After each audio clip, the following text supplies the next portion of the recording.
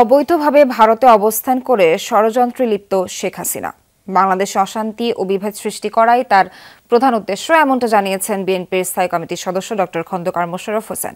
Press ক্লাবে আয়োজিত আলোচনা সভা থেকে বিএনপির এই নেতা জনগণের প্রতি আস্থা রেখে দ্রুত নির্বাচনের রোডম্যাপ ঘোষণার দাবি জানান। পৃথক অনুষ্ঠানে রিজভী আহমেদ বলেন, সাম্প্রদায়িকতার ধোঁয়া তুলে উপমহাদেশে আধিপত্যবাদ সৃষ্টি করতে চায় ভারত। নুডলস খান নাই তো নুডলসই খান নাই।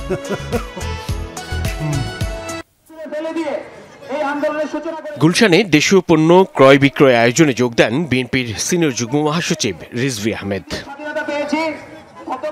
বলেন, শেখ হাসিনা সরকারের পরাজয় মেনে নিতে পারেনি বলেই বাংলাদেশকে অস্থিতিশীল করার পায়তারা করছে ভারত। সাম্প্রদায়িকতার ধোঁয়া তুলে কট্টর হিন্দুবাদীদেরকে উস্কে দিয়ে আপনারা চাচ্ছেন উপমহাদেশে আপনাদের আধিপত্য কায়েম। গ্লোবালাইজ পৃথিবীতে একে অন্যের সাথে লেনদেন হয়, যারা আমাদের দেশের প্রতি আগ্রাসন চালাতে উস্কানি দেয় তাদের সাথে আমরা কোনো ব্যবসা বাণিজ্য করতে চাই।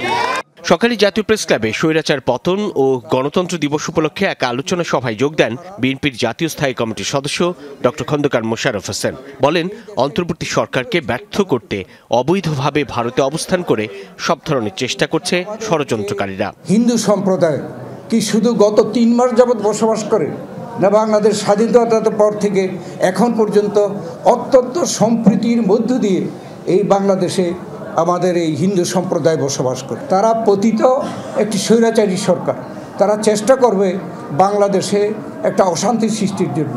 অতি দ্রুত জনগণের প্রতি আস্থা রেখে নির্বাচনের রোডম্যাপ ঘোষণা করতে অন্তর্বর্তী সরকারের প্রতি আহ্বান জানান নেতারা। নির্বাচনের পদ্ধতির ক্ষেত্রে যথাসম্ভব দ্রুত সংস্কার সাধন করা এবং নির্বাচনের একটি রোডম্যাপ দেওয়া। জনগণকে আন্ডার এস্টিমেট করার কোনো আমাদের মনে হয় কোনো সুযোগ নেই, উচিত নয়। জনগণের উপরে ভরসা করে জনগণ ঠিক করবে তাদের সরকারকে হিতে হবে এবং কিভাবে দেশ পরিচালিত হবে। আমরা ঐক্যবদ্ধ থাকলে কেউ পারবে না আমাদের ক্ষতি করতে, যারা যত চেষ্টা করুক। বলেছিলেন তারেক রহমান, দেশ যাবে কোন পথে? ফয়সালা হবে রাজপথে। সেই ফয়সালাটা কিন্তু রাজপথে হয়েছিল। এই গণতন্ত্র আজকে আমাদেরকে ধরে রাখতে হবে। আজকে অন্তর্বর্তীকালীন সরকারকে আমাদের সহযোগিতা করতে হবে। আজকে ষড়যন্ত্র শুরু হয়েছে, চক্রান্ত শুরু হয়েছে। যে কোনো ষড়যন্ত্র মোকাবেলায় জাতীয় ঐক্য অটুট রাখার আহ্বান জানান বিএনপি নেতারা। স্বাধীন এক বিদেশ একবারই হয়।